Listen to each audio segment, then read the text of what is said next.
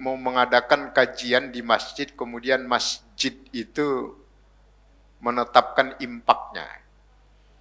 Kan sudah tegas ada hadisnya, nggak boleh berdagang di dalam masjid. Itu juga termasuk di dalamnya tidak boleh memperdagangkan masjid. Komersialisasi. Impak kok dipastikan. Yang pasti dalam Islam itu cuma satu, zakat itu pasti 2,5%. Impak itu nggak ada.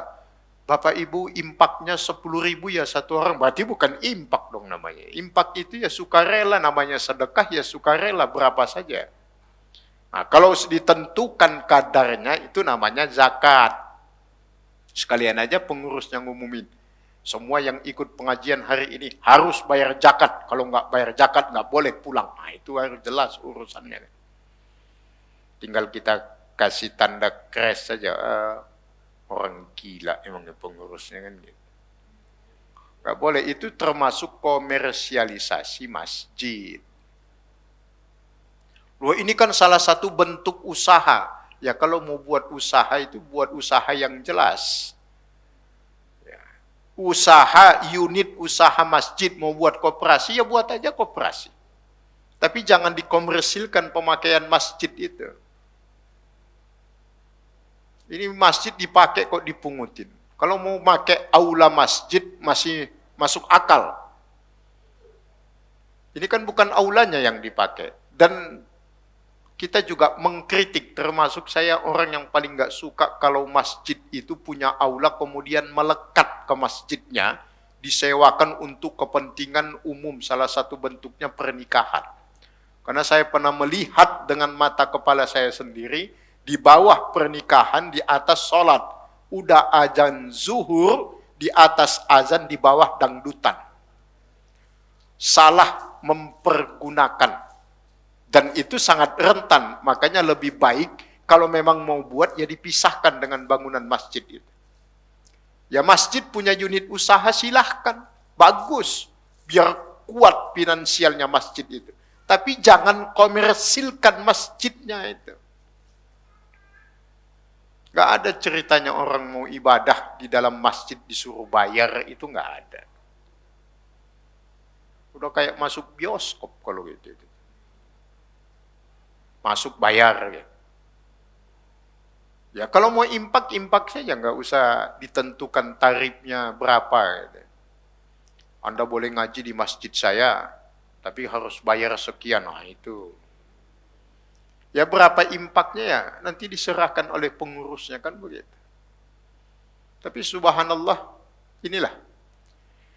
Masjid itu sudah banyak yang melenceng dari filosofi masjid itu sendiri sekarang. Banyak yang begitu. Salah satu bentuknya masjid-masjid itu banyak yang punya uang kasnya itu berpuluh-puluh juta, bahkan ada yang beratus juta, tetapi nggak dikembalikan kegunaannya kepada jamaah. Jadi para pengurus masjid itu senang, bangga kalau mengumumkan kasnya sekian, tapi perhatiannya kepada jamaah nggak ada. Nah itulah yang disebut dengan istilah pengurus yang perlu diurus. Harus diurus lagi. Makanya udahlah, di mana-mana kita sampaikan, kalau mau nyari pengurus masjid itu nggak usah neko-neko lah itunya. Kriterianya harus yang menjabat, harus orang kaya. Nggak perlu. Yang bisa jadi pengurus masjid itu syarat pertama dan utama sering ke masjid, titik. Gitu. Ini kadang-kadang ada pengurus masjid, pembentukan pengurus masjid, rapatnya di puncak. Masjidnya di mana, rapatnya di mana, coba. Apa hubungannya? Emang masjid itu perusahaan PT, CP gitu. Kalau mau jalan-jalan, jalan-jalan aja. Jalan-jalan pengurus masjid, ya jalan-jalan aja. Ini rapat pembentukan program pengurus masjid. Rapatnya di hotel, masjidnya kayak gitu. Yang ikut rapat nggak pernah ke masjid. Sampai ketua masjidnya, sampai habis masa jabatannya nggak pernah ke masjid. Masjidnya dipindahin pun dia nggak tahu. Tapi judulnya ketua masjid. Ya begitu itu. Akhirnya masjidnya nggak lebih dari sekadar ya begitu-gitu aja lah masjid kita selama ini. Coba lihat masjid Jogokarian, manajemennya bagus, masjid yang bagus-bagus manajemennya. Difasilitasi dengan baik sehingga benar-benar mewujud terasa manfaat masjid itu di tengah-tengah masyarakat. Sekarang hanya ya mengumandangkan azan aja. Padahal masjid itu dari filosofinya aja ya masjid, mim, sin, jim, dal. Mimnya itu musyawarah. Kalau kita lihat yang menjiwai masjid loh ya, jiwa yang harus menjiwai. Mimnya itu melambangkan sifat musyawarah. Wasawirhum fil amri bil ma'ruf. Jadi di masjid itu nggak ada one man show, itu nggak ada. One man show itu wah yang berkuasa. Pokoknya dialah yang paling tua di masjid itu. Dialah yang harus jadi imam.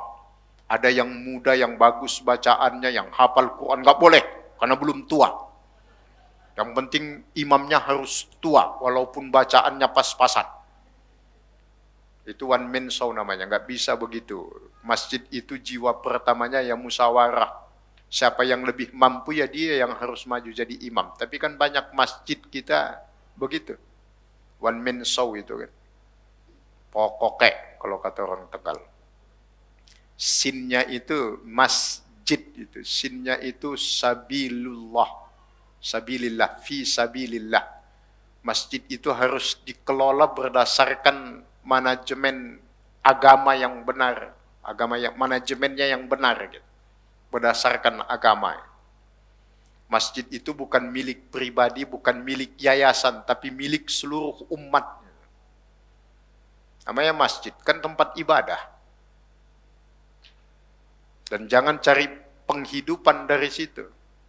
Yang benar hidupi masjid, jangan mencari penghidupan di masjid. Jangan sampai masjid itu dikomersialkan. Masjid manapun itu terbuka untuk pengajian siapapun. Ya jangan dipunguti bayaran. Kecuali kalau dia mau pesta di situ, ada aulanya gitu. Dia kan mau ngaji, mau ibadah gitu.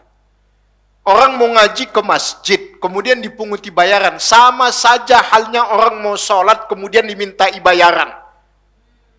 Tapi kalau memang mereka yang ngaji itu ada pengurusnya, mau ngasih sebagai uang kebersihan atau apa, uang lelahnya, marbotnya, silahkan saja. Dan itu nggak ada tarifnya. Kalau sampai dipasang tarif harus sekian, itu komersialisasi. Kalau ada masjid yang begitu, itulah yang dulu zaman Nabi dirobohkan itu. Masjid Diror itu namanya begitu. Ya salah satunya karena dikomersilkan. Bukan tempat yang mempersatukan, memperbaiki umat. Tempat untuk beribadah kepada Allah dalam makna yang seluas-luasnya. Mudahnya gini, salah satu bentuk masjid Diror itu bukan menghidupi masjid, tapi mencari kehidupan di dalam masjid. Semuanya dikomersilkan, diuangkan, dirupiahkan semuanya. Operasional masjid. Dan masjid juga punya cara untuk mendapatkan pembiayaannya. Salah satu bentuknya kotak amal. Belum lagi nanti wakaf, sedekah dari jamaah. Sebenarnya sederhana. Kalau masjid itu dikelola dengan baik, manajemennya dengan baik, jamaah umat merasa terpuaskan kalau mau masuk ke masjid itu, beribadah di tempat itu, nyaman dan seterusnya. Insya Allah nggak usah pakai kotak amal diminta-minta nanti orang datang ngasih. Pasti ada datang. Itulah basis pelayanan di dalam agama kita itu. Makanya ada kaedahnya ya sayyidul qaumi khadimuhum. Yang namanya pemimpin umat itu ya pelayan umat gitu. Termasuk masjid itu ya melayani jamaah.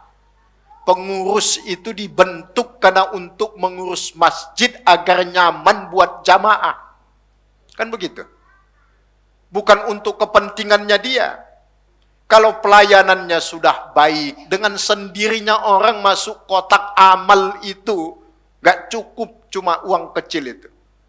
Karena dia merasa puas, ya Allah pelayanan masjidnya bagus, nyaman di dalam. Dia juga pasti mikir, oh ini operasionalnya pasti besar.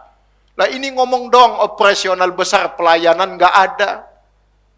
Maunya disokong terus, inilah nanti yang istilah zakat itu, ada di dalam zakat. Termasuk asnaf yang dari 8 itu kan ada istilah amil. Ya, amil zakat. Karena nggak profesional berubah menjadi ambil. Bukan ambil lagi, tapi menjadi ambil. Ya begitulah banyak pengurus masjid itu, nggak semuanya begitu. Tapi ya, yang begitu itu ada saja yang begitu. Kayaknya manajemennya itulah, manajemen apa namanya? Ya manajemen, ya begitulah.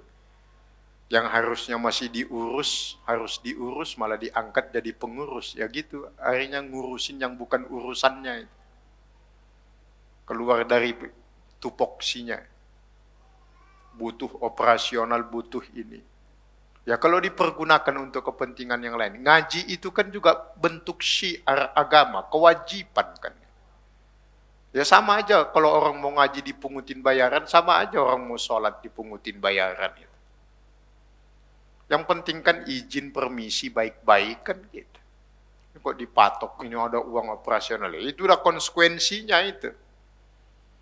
Dan banyak sumbernya kalau memang pengurus masjid itu pintar mengolah manajemen masjid itu dengan baik. Sumbernya pasti akan sangat banyak sekali. Ya kita aja lah, kita kan sebenarnya kadang-kadang mau sedekah itu, pengen tahu sedekah kita itu kemana sih kan gitu kan. Biar kita nyaman yang sedekah itu, tahu oh iya benar-benar bermanfaat gitu loh. Karena kadang-kadang kan muncul kecurigaan itu. Ya namanya manusia kan ada bisikan-bisikan, jangan-jangan kan gitu. Nah tunjukkan buktinya, biar orang pun nanti selanjutnya dengan mudah akan memberikan apa yang diminta kalau itu buat kepentingan umat. Jadi begitu masalah masjid. Tinggalkan saja kalau ada masjid yang begitu-gitu, yang minta tarif, minta impak, minta apa dan sebagainya. Apalagi sampai keluar angka dipatok. Itu komersialisasi masjid namanya.